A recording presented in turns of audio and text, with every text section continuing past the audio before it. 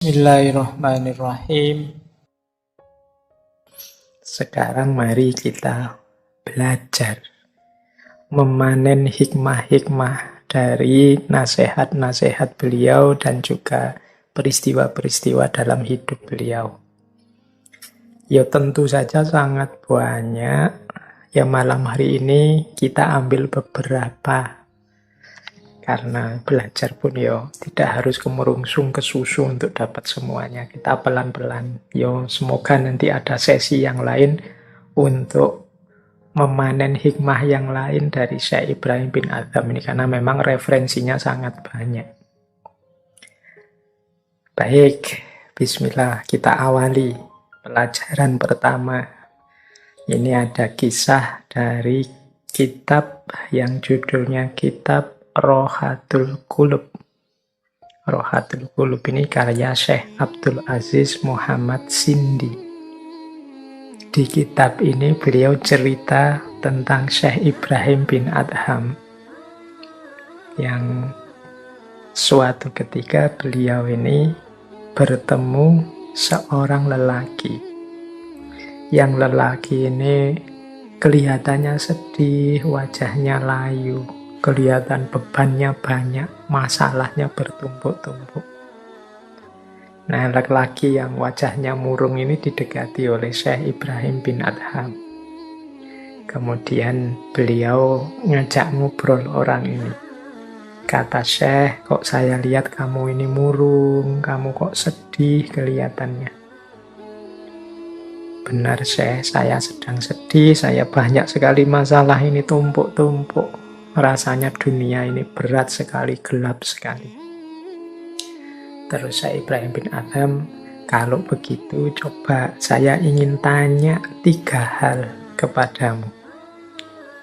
Lelaki itu heran, ini ada orang sedih kok malah diberi pertanyaan. Tapi karena yang bertanya Syekh Ibrahim bin Adham yang sudah masyhur kapasitas kewalian beliau, ya tentu saja laki-laki tadi bilang, "Nggih, silahkan, monggo Syekh, kalau mau bertanya." Nah, jadi ada 3 pertanyaan yang nanti disampaikan oleh Syekh Ibrahim bin Adham. Kata Syekh yang pertama begini, pertanyaan pertama. Apakah mungkin menurutmu ada peristiwa atau perkara yang terjadi tanpa keinginan atau tanpa sepengetahuan Allah? Nah, ya tentu saja lelaki ini bukan lelaki yang tidak ngerti apa-apa, ya dia ya pernah ngaji. Nah, lelaki itu bilang, ya tidak mungkin Syekh, pasti semua yang terjadi di dunia ini atas perkenan dan sesuai dengan ketetapan dan keinginannya Allah. Baik, ini jawabanmu benar, kata Syekh. Terus sekarang pertanyaan kedua. Apakah rezeki yang ditentukan oleh Allah itu bisa berkurang tanpa seizin Allah atau tanpa ketentuan Allah? Jadi setiap orang kan sudah dapat jatah rezekinya masing-masing. Apakah mungkin jatah itu bisa berkurang tanpa seizin, tanpa sepengetahuan Allah? Ini maksudnya pertanyaan Syekh itu begitu. Ya lelaki tadi terus jawab lagi. Tidak mungkin Syekh, pasti semua ketetapan tentang rezeki itu sesuai ketentuan Allah, tidak mungkin berkurang atau bertambah sedikit pun tanpa seizin Allah. Oke, jawabanmu benar, kata Syekh. Pertanyaan kedua benar, pertanyaan ke-1 benar. Sekarang pertanyaan ketiga. Apakah ajal atau umur yang telah ditetapkan, dituliskan oleh Allah itu bisa berkurang atau bertambah meskipun hanya sedetik saja? Nah, lelaki tadi, ya karena bukan lelaki yang bodoh, dia tahu agama, dia menjawab, tentu tidak Syekh. Semua jatah umur dan hal-hal yang terkait umur itu sudah tertulis di Lauhil Mahfuz. Umur saya, umur Syekh, umur semua orang itu sudah ditetapkan. Nah, ya jawabanmu benar. Terus Syekh nambah ini 3 pertanyaan benar semua kamu. Kata Syekh, loh kalau sudah tahu seperti itu, lah kenapa kamu kok sedih? Bukankah semua yang terjadi atas diri kita, baik yang sudah terjadi, yang sedang terjadi, maupun yang akan terjadi, dasarnya memang sudah kehendaknya Allah. Ini dengan kalimatnya Syekh yang terakhir ini, tiba-tiba lelaki tadi sadar. Lah mengapa aku kok harus sedih ya? Mengapa kok jadi berat sekali menghadapi ketetapan Allah ini? Apa aku tidak ridho dengan ketetapannya Allah? Apa aku mengeluh dan komplain dengan apa yang sudah digariskan oleh Allah? Pastinya kan tidak begitu. Misalnya mengeluh tentang rezeki, lu bukankah rezekinya setiap orang memang sudah ada jatahnya oleh Allah? Jadi tidak mungkin berkurang atau keliru ke orang lain. Kalau memang rezeki kita pasti nyampe ke kita. Kalau memang bukan rezeki kita, ya tidak akan nyampe meskipun sengoyo apapun kita ingin merebutnya. Jadi alasan rezeki tidak bisa jadi alasan kita untuk sedih. Wong yo masing-masing orang ada jatahnya. Mungkin pengalaman pahit, pengalaman itu seperti apapun juga sesuai dengan ketetapan dan pengetahuannya Allah. Tinggal kita belajar mengambil hikmahnya dan meresponnya dengan respon terbaik. Tidak perlu jadi beban yang membuat sedih berlarut-larut. Ataukah mungkin kita takut mati, mungkin karena sakit lama atau anggota keluarga kita ada yang sakit dan macam-macam. Ini kan berkait dengan umur. Loh, kalau hubungannya dengan umur, bukankah jatah usia, jatah umur setiap orang termasuk sedih dan gembiranya juga semuanya sudah tertulis di Lauhil Mahfuz. Mengapa kok kemudian sedih? Nah, dengan petunjuknya Syekh Ibrahim bin Adham ini akhirnya lelaki tadi terus sadar. Tidak lagi sedih, tapi kemudian dia cerah. Dia tersenyum lagi. Ternyata selama ini aku keliru. Sikap batinku keliru. Wong hidup ini, seperti apapun peristiwa yang kita hadapi, dia jadi berat atau jadi ringan itu kan tergantung cara kita menyikapinya. Nah, orang tadi menyikapinya sebagai yang berat sehingga dia murung terus. Diberi petunjuk oleh Syekh Ibrahim dengan 3 pertanyaan tadi, akhirnya dia sadar. Kemurungannya hilang. Oke, jadi ini mungkin pertama pelajaran bagi kita untuk tidak mudah mengeluh, tidak menggunakan kacamata yang negatif terhadap hidup kita, tidak menganggap apapun yang menurut kita tidak sesuai dengan keinginan kita itu sebagai sesuatu musibah hidup, sebagai sesuatu yang memberatkan hidup kita, sebagai sesuatu yang jadi alasan kita untuk tidak terima dan tidak ridho atas segala ketetapan Allah. Allah sangat sayang pada kita. Pasti semua yang terjadi dalam hidup kita hakikatnya adalah buah dari kasih sayang Allah itu. Tergantung cara kita menyikapinya. Baik, ini pelajaran awal untuk malam hari ini dari Syekh Ibrahim bin Adham. Terus, kalau tadi 3 pertanyaan, sekarang kita ganti ke yang 4. Ini ada 4 nasihat dari Syekh Ibrahim bin Adham. Ini nasihat ini diberikan oleh Syekh Ibrahim kepada Abu Ishaq Al-Farazi. Abu Ishaq Al-Fazari. Abu Ishaq Al-Fazari ini seorang ahli fikih, ahli hadis dari zaman Khalifah Harun al-Rasyid. Ya, Syekh Ibrahim bin Ahzam kan juga memang zaman ini juga zamannya Khalifah Harun al-Rasyid. Nah, Abu Ishaq Al-Fazari ini satu ketika bertemu Syekh Ibrahim bin Adham. Beliau ini selalu penasaran dengan Syekh Ibrahim ini, karena beliau melihat Syekh ini loh lebih banyak diam, tidak banyak ngomong. Mbok yo, saya ini yang butuh siraman-siraman nasihat itu mbok yo dinasehati. Nah, didekatilah Syekh Ibrahim, kemudian terang-terangan beliau minta, wahai Syekh, mbok saya dinasehati, mbok sampean itu bicaralah, tolong ngomong apa gitu, biar saya tentram. Nah, Syekh Ibrahim kemudian menuruti permintaannya Syekh Fazari ini, tapi justru beliau menasehati yang berhubungan dengan bicara tadi. Ini mungkin untuk menjelaskan juga kepada Syekh Fazari mengapa dia tidak obral omongan. Tidak mudah ngomong ke sana kemari, mentang-mentang ngerti banyak hikmah, mentang-mentang ngerti banyak ilmu, terus kemana-mana berfatwa, kemana-mana menebar hikmah untuk menunjukkan betapa aku ini tahu banyak hal.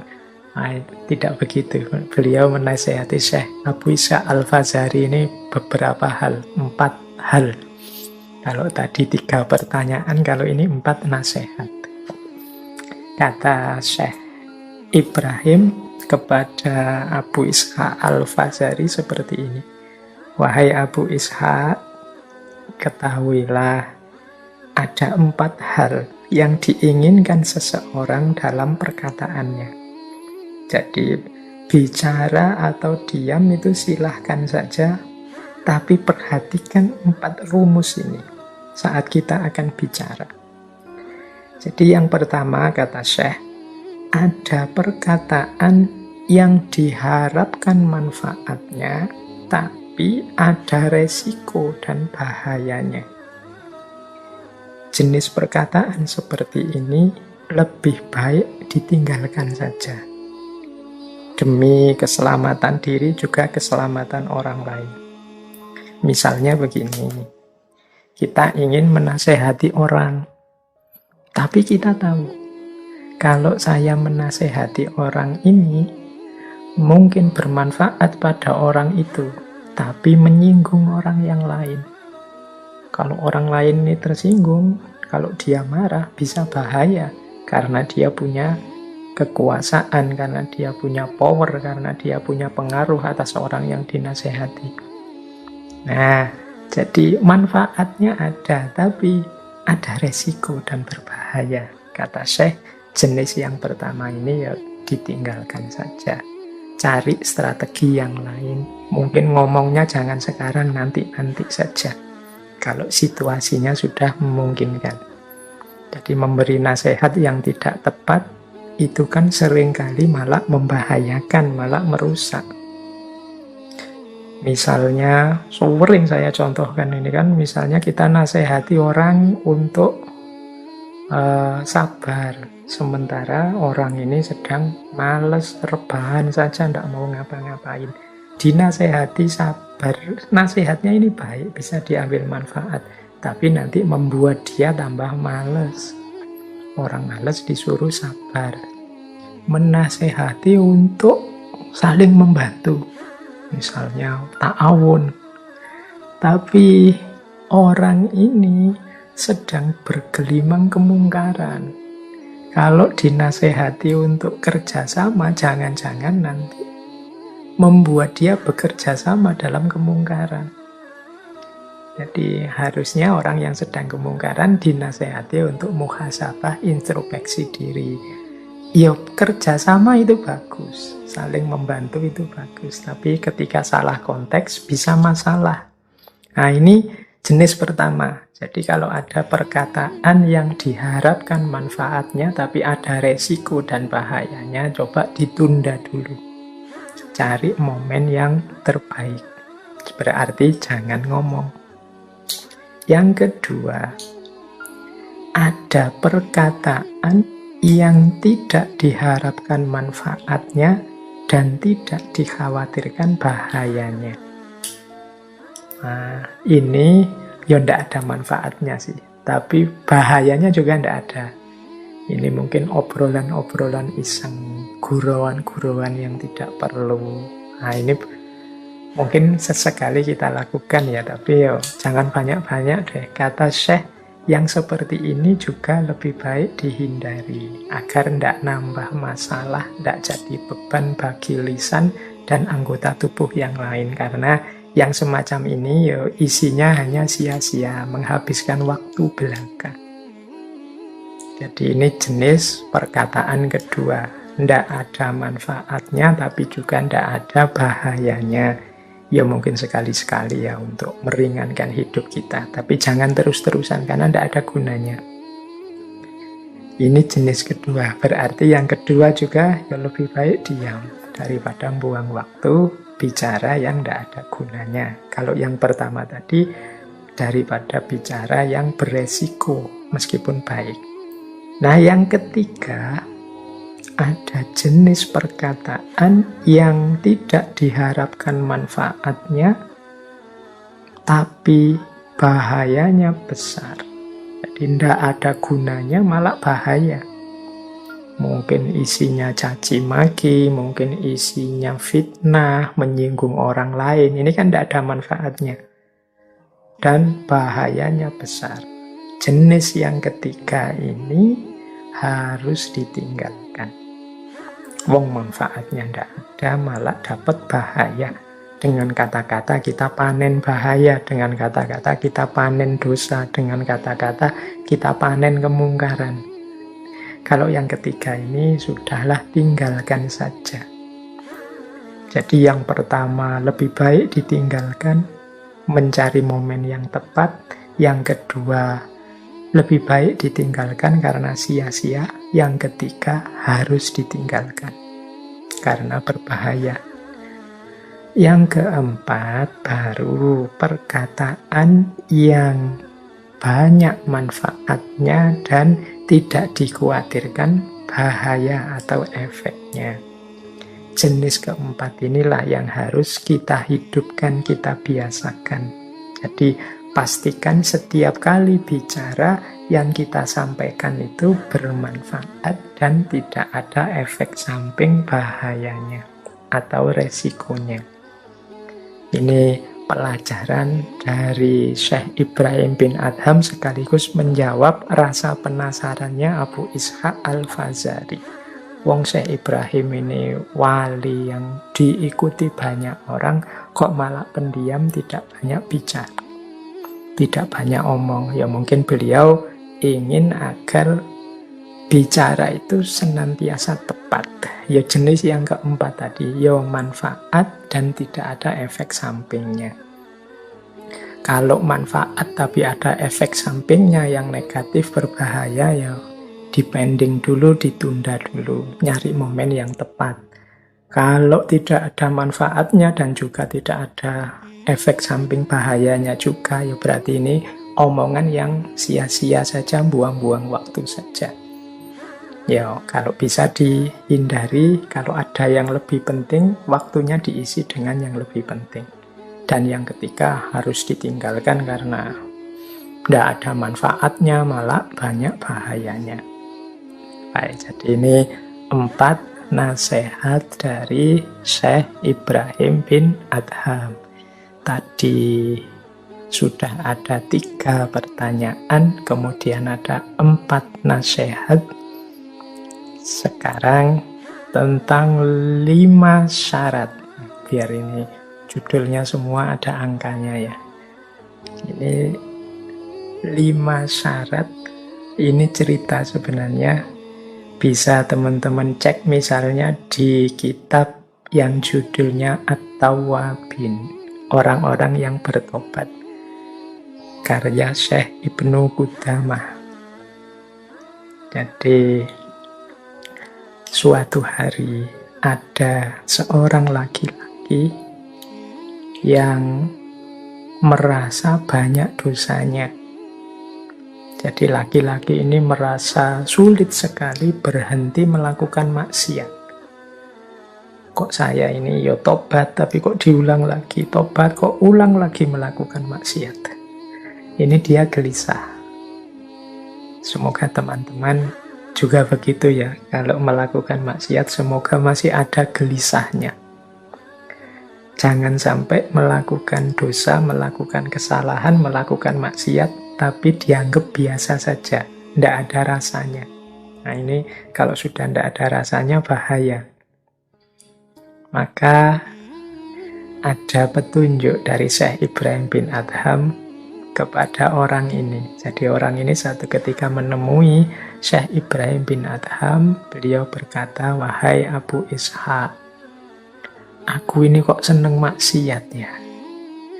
Kok tidak berhenti-berhenti maksiat, meskipun aku sadar ini tidak boleh." Nah, Syekh Ibrahim kemudian bilang, ya kalau begitu begini saja deh. Kalau sampean mau menjalankan 5 syarat yang saya sampaikan ini, nanti silahkan melakukan apa saja termasuk maksiat.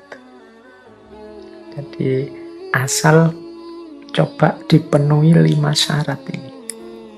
Nah, orang ini ya penasaran loh. Apa ada ajaran pengecualian untuk maksiat? Tapi karena yang berkata Syekh Ibrahim bin Adham yang sudah masyhur, mau tidak mau harus menerima. Baik Syekh, kira-kira syaratnya apa? Dia ini ingin tahu. Syekh Ibrahim kemudian berkata, baik, begini syaratnya. Yang pertama, setiap kali engkau melakukan maksiat kepada Allah,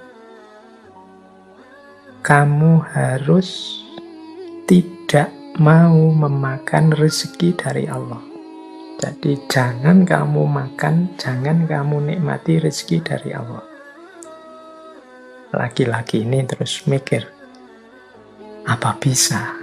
Kata laki-laki itu kepada Syekh, "Loh, terus saya makan dari mana? Wong setiap yang saya peroleh dalam hidup ini ya rezekinya Allah.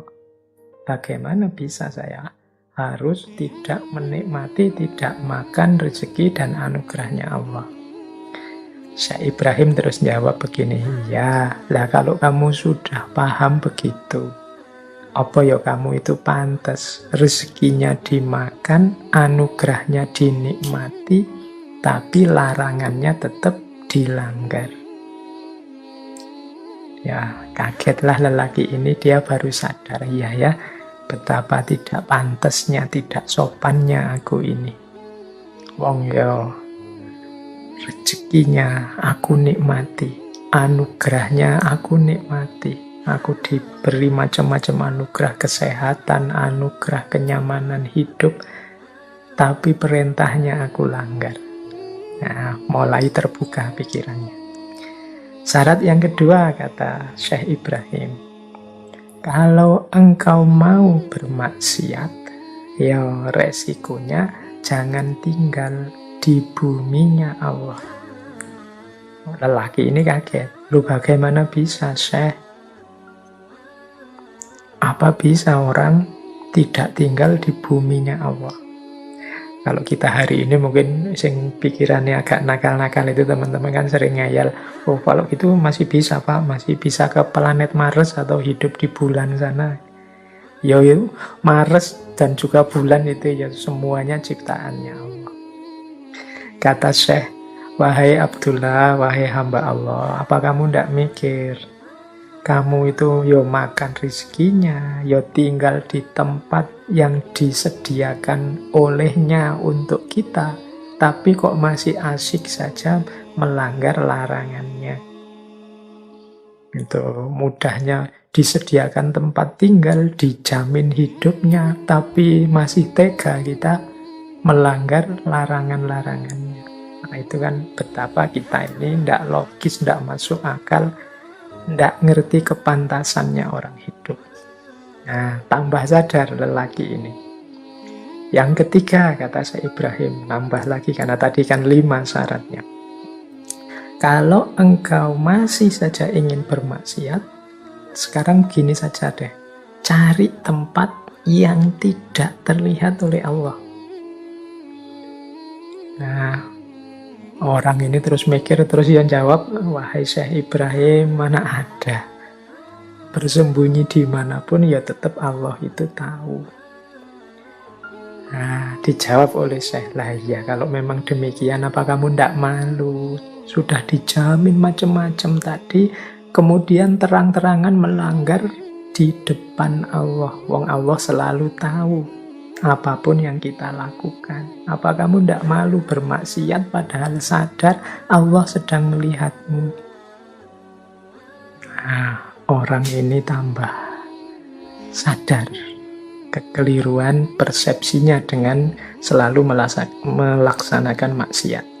Terus begini kata Syekh, dilanjutkan yang keempat, kalau nanti malaikat maut datang hendak mencabut nyawamu, katakan padanya, wahai malaikat, tolong ditunda sebentar, saya tak tobat dulu.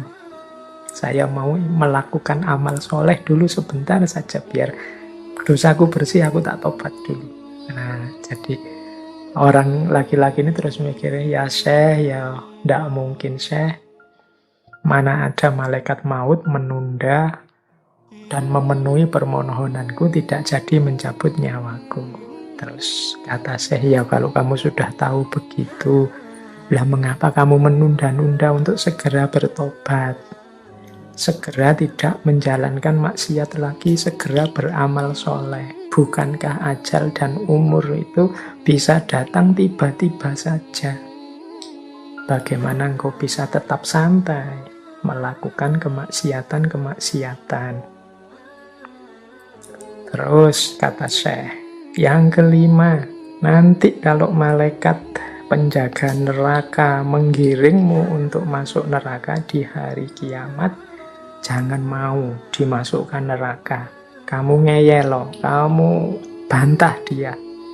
Laki-laki ini terus bilang, ya Syekh, wahai Abu Ishaq, ya pasti tidak bisa. Kalau memang hisabku membawaku ke neraka, pasti aku akan masuk ke neraka.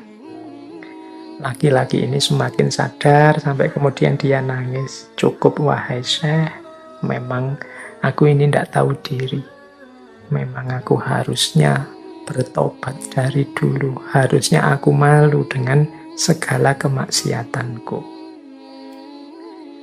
Ini mungkin pelajaran ya bagi kita semua teman-teman yang mungkin sekali-sekali atau dua kali atau malah sering hidup kita diwarnai oleh dosa-dosa maksiat-maksiat. Pelajaran dari Syekh Ibrahim bin Adham ya yang pertama, kalau engkau memang masih kukuh secara sadar melakukan maksiat, dosa, jangan makan rezeki dari Allah. Tidak pantas. Wong kita langgar larangannya kok kita masih menikmati dan meminta pemberian darinya. Yang kedua, jangan tinggal di buminya. Itu namanya tidak tahu diri. Wong kita langgar perintahnya kok kita masih tinggal di tempat dan fasilitas yang diberikannya. Kemudian cari tempat yang Allah tidak tahu. Ini juga semakin sulit. Di mana tempat Allah tidak tahu. Kalau kita tahu bahwa Allah senantiasa mengawasi, apa kita tidak malu kalau masih tetap melakukan maksiat? Dan yang keempat, kalau malaikat mau datang, minta waktu menunda sebentar untuk tobat. Dan ini pun tidak mungkin. Padahal umur itu datangnya tiba-tiba. Siapa tahu sedang asik maksiat, malaikat mau datang. Wassalam, kita akan ada di ranah su'ul khotimah. Apalagi yang terakhir. Jadi ketika nanti di akhirat kita sudah dihisab dan keputusannya masuk neraka, apa mungkin kita menolak? Kan tidak mungkin. Di masa itu sudah tidak ada remedi lagi, tidak ada perbaikan lagi. Jadi 5 syarat dari Syekh Ibrahim bin Adham ini penting bagi kita untuk menyadari, menghentikan perbuatan dosa, perbuatan maksiat yang kita jalankan secara sadar.